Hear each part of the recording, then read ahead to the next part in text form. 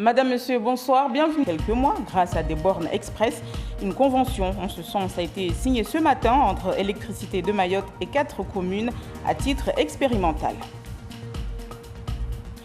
L'ouverture d'un cabinet médical à Mayotte reste un événement, surtout quand on ne cesse de parler de désert médical.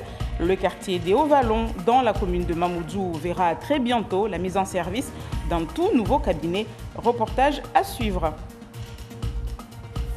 Et puis nous irons à Bandrabois à la rencontre de jeunes en situation de handicap qui ont obtenu leur bac, brevet ou CAP. Une cérémonie de remise de diplôme a eu lieu ce matin en leur honneur. Nous les rencontrerons donc tout à l'heure. En finir avec les déplacements systématiques à Mamoudzou, sans compter les longues heures d'attente pour payer sa facture d'électricité. C'est l'objectif affiché dans la signature ce matin, comme vous le voyez, d'une convention entre Électricité de Mayotte et 4 communes du département, Chirongui, Bandrabois, Tingoni et Pamandi. Il s'agit là d'expérimenter le déploiement du dispositif de paiement sur des bornes express. Les usagers pourront payer par carte bancaire ou en espèces dès le début de l'année prochaine. On écoute à ce propos Anima Ibrahima, maire de Chirongui, et le directeur général d'EDM, Fadi Ajar.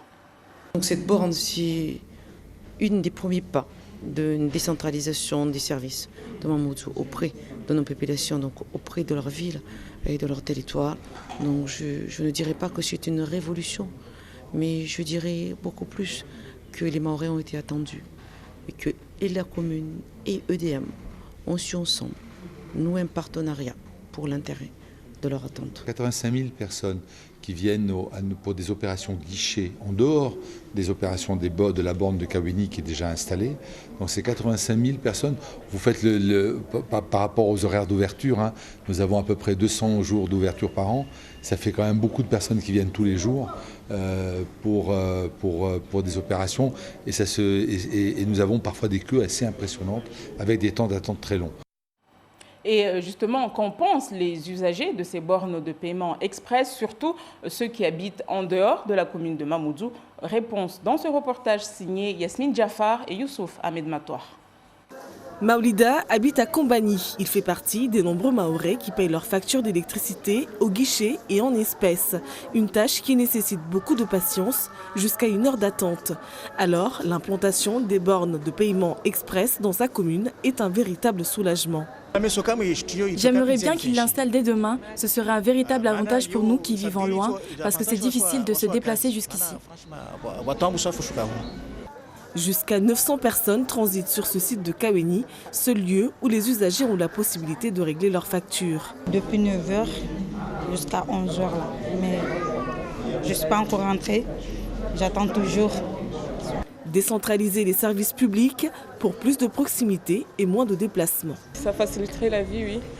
Ça serait plus près, ça en évitera les embouteillages, la queue ici et nos mamans et papas, ben, ça leur arrangerait, pas qu'à moi. Dans quel sens? Dans quel sens? Ben, le taxi, 5 € l'aller, retour et tout, ben, c'est cher. Pour les associations des consommateurs, c'est un combat vraiment qu'on dise que c'est presque gagné. Parce que nous, on gagne quand la réalité est là, quand les bornes sont là, quand la communication sera faite, quand les personnes concernées seront motivées et comprendront que c'est pour leur bien-être. D'ici la fin de l'année, il y aura donc 4 bornes comme celle-ci, au nord, au sud, au centre et en petite terre.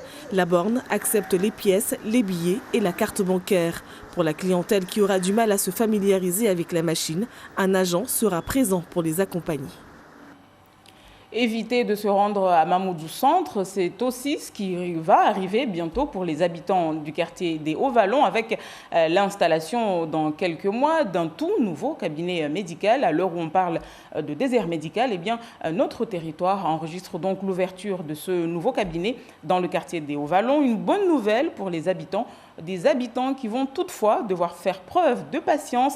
Des difficultés administratives compliquent en effet quelque peu son ouverture. Les précisions de Laïni Sedachim et Youssouf Ahmed Matoir. C'est au cœur de ce quartier résidentiel et commercial que le premier cabinet médical du secteur a ouvert ses portes. Ici, les patients peuvent consulter un médecin ou recevoir des soins avec un infirmier, une proximité qui réjouit les riverains. S'il y a un problème ici, par exemple, donc il faut aller à Mamoudzou, c'est trop loin, et puis si on n'est pas véhiculé, c'est un problème pour nous. Donc s'il est à côté, il y en a, c'est une très bonne chose. Si par exemple quelqu'un tombe malade ici, nous on doit aller jusqu'à Mamoudzou et on doit partir d'ici vers 4h du matin et pour rentrer que vers 14h.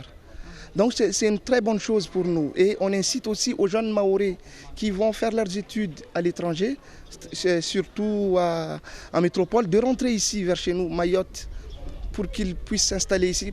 Ancien collaborateur du CHM, Dr Zabi, spécialisé par ailleurs dans les interventions d'urgence, connaît bien notre île. Mayotte n'est pas épargnée par le problème de désert médical et le phénomène d'insécurité écorne un peu plus l'image du département. Mais pour ce professionnel, investir ici est une évidence. Moi, c'est mon 5e ou 6e séjour sur l'île de Mayotte. Je ne me suis jamais senti en insécurité. Alors effectivement, sur toutes ces années, ma première venue c'est en 2009. De 2009 à 2019, effectivement, il y a des choses qui ont changé. On a de plus en plus parlé d'insécurité, mais pour ma part, je me sens très bien sur l'île de Mayotte. C'est pour ça que je suis venue avec moi et mes 3 enfants. Si son installation, accompagnée par l'ARS, la Sécurité sociale et le Conseil de l'Ordre des médecins est une réussite, Dr Zabi fait face à la réalité des délais de traitement des dossiers à Mayotte. Plus de 2 mois après le dépôt de son dossier, le tribunal de commerce ne lui a toujours pas délivré son numéro SIRET et son CABIS. J'y suis passé la semaine dernière pour savoir un petit peu où ça en était et ils m'ont dit qu'ils étaient en train de traiter les dossiers du mois de mars. Alors que mon dossier avait été posé il y a 2 mois, il y a plus de 2 mois, le 6 juin exactement. Je ne peux pas avoir de carte CPS, c'est une carte professionnelle de santé. Sans cette carte CPS, je ne peux pas avoir de logiciel patient sécurisé et je ne peux pas faire la télétransmission des fiches de soins. Le nouveau cabinet médical des Hauts-Vallons recevra les patients toute la journée, avec ou sans rendez-vous. Direction à présent en Bandrabois, dans le nord de l'île, où a eu lieu une cérémonie de remise de diplômes en faveur de jeunes en situation de handicap. Ils ont obtenu pour certains le baccalauréat, le CAP ou encore le brevet des collèges, suivi et soutenu par la DSM, l'association des déficients sensoriels de Mayotte. Il s'agissait ce matin de les encourager pour l'effort fourni. Zora Abdoukafé et Ibrahim Logo. Jean-Claude, 17 ans, est un jeune diplômé. Il vient d'obtenir son CAP cuisine non sans difficulté après un cursus au lycée de Kaweni. En effet, c'est grâce au suivi de la DSM, l'Association pour les déficients sensoriels de Mayotte, que ce jeune déficient sensoriel a pu valider son année scolaire. À l'école, au début, c'était difficile. Comme je n'avais pas de personne pour m'accompagner, comme une interface, la classe étant composée, je suis dans une classe en inclusion. Étant composé de personnes entendant, les cours sont faits à l'oral. Étant sourd, je n'entends rien. Mais comme j'ai eu la chance d'avoir une interface pendant le cours, ça me permettait de pouvoir mieux me concentrer. L'interprète prenait le cours pour moi et me traduisait le cours pour que je puisse suivre le cours, que ce soit dans les cours de mathématiques, français, histoire. Dans les examens, c'était les périodes un peu plus compliquées. Il fallait que je fasse la demande pour avoir un interprète pour qu'il soit là pendant mes examens de CCF, pour qu'il puisse être là juste pendant la période de me donner les consignes. Et après m'avoir donné les consignes, l'interprète partait et je restais pour pouvoir travailler seul. Donc ça me demandait beaucoup d'efforts. Aujourd'hui, je suis là où je suis. La DSM accompagne 81 jeunes déficients sur tout le département. L'objectif de l'association est de permettre l'accès à l'éducation à tous les enfants atteints d'un handicap. Nous sommes la seule association qui se charge, qui accompagne ces jeunes en déficience sensorielle. Donc c'est pour aussi permettre de proposer aux parents notre accompagnement, à sensibiliser les parents qu'ils peuvent venir chez nous. Sans aucune difficulté parce qu'on est capable d'accompagner leur enfant. Voilà. Cela fait 3 ans que l'ADSM récompense leurs jeunes diplômés. Cette année, 7 jeunes suivis par la structure ont obtenu leur diplôme. Un nombre assez bas comparé à l'année dernière, puisque l'an dernier, 11 jeunes avaient obtenu leur diplôme. L'actualité dans la région. À La Réunion, le piton de la Fournaise, toujours en éruption. Cette 4e éruption de l'année a débuté dimanche dans l'après-midi. Le spectacle de la coulée de lave attire toujours autant de personnes. Une affluence qui ravit les restaurateurs situés à proximité de la route des laves, comme l'ont constaté Henri-Claude Delma et Philippe Poirot de Réunion la Première. Dans un grand brûlé sans nuages ce lundi soir, Marcus de Guillaume-Saint-Paul vend son café cannelle sur fond de coulée. L'idée, une motivation pour nous et puis surtout, et voilà, on a tenu d'être là aussi, déjà pour profiter du spectacle, nous là en premier plan et donc voilà. Mais là, si on boit un café, il veut dire où ça reste là longtemps, là, non? Un petit peu, nous c'est la première fois qu'on vient de métropole, donc du coup on est en vacances, on profite du maximum. On se dit qu'on verra peut-être qu'une fois dans sa vie, donc on profite. Hier soir, il fallait être patient pour pouvoir admirer la coulée, patient également pour manger dans ce restaurant de Tremblay, proche du point de vue. On est reparti au volcan voir jusqu'à 19h, nous la redescendre et comme nous avions réservé notre table la nuit et puis nous allons manger. Réserver, aller voir la coulée et revenir, la meilleure façon d'être certain de manger. Quelqu'un avait plus demandé, on gagne saucisse, typique La Réunion. Hier on a fini à minuit. C'était lundi soir lorsque l'éruption est devenue visible. Hier mardi, le restaurant a fermé seulement 1 heure en fin d'après-midi. Ça n'a pas été long du tout, ils sont charmants comme tout, un concept bien sympathique.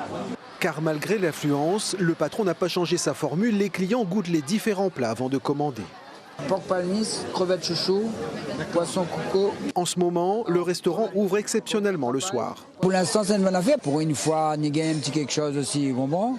Donc, il faut prendre. Cet autre restaurant, généralement ouvert midi et soir, est situé un peu plus loin de la coulée vers Saint-Philippe. L'effet éruption se fait quand même sentir. Je l'ai trouvé magnifique. Et ça t'en a dans les assiettes alors? Oui. Alors écoutez, figurez-vous que je viens de déguster un merveilleux caribichic que je n'avais pas dégusté depuis, pareil, 33 ans. Encore 4 couverts, ils viennent d'arriver, mais bon, après c'est fini, hein. On est fatigué. Hein.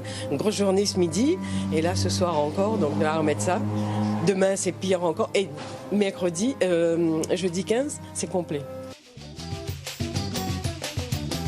De quoi honorer les cartes des restaurants de Saint-Philippe comme de Sainte-Rose. Et voilà pour l'essentiel de l'actualité de ce mercredi.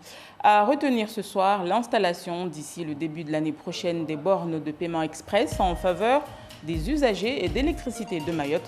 Plus besoin de venir à Mamoudzou pour payer sa facture, surtout pour les usagers qui viennent du nord, du sud ou du centre, voire de Petite Terre. L'expérimentation se fera donc dans ces 4 communes. La convention a été signée ce matin en présence de tous les acteurs concernés. Et on va se quitter sur les images des candidates à l'élection de Miss Excellence. Elles sont 10 à prétendre à ce titre cette année. L'élection aura lieu le 17 août à Combani. Je vous laisse apprécier une élection qui sera à suivre sur Mayotte la Première télé et sur notre live Facebook à partir de 20h, donc ce samedi. Je vous laisse donc apprécier ces images et on se retrouve dans une poignée de secondes, le temps de la météo, pour le journal en maoré. Très belle soirée à tous.